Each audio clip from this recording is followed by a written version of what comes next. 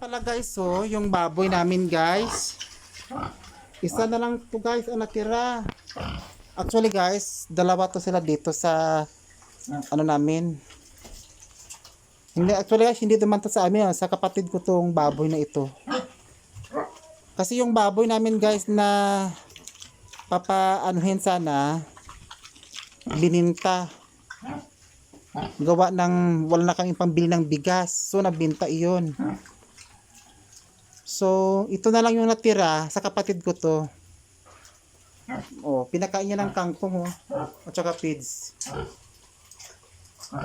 Dik, dik, dik, dik, dik, dik. Ano bang ulam mo? Kangkong.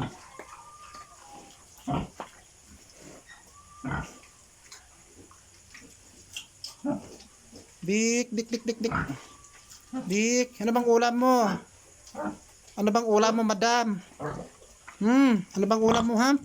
Ano bang ulam mo? Ano bang ulam mo?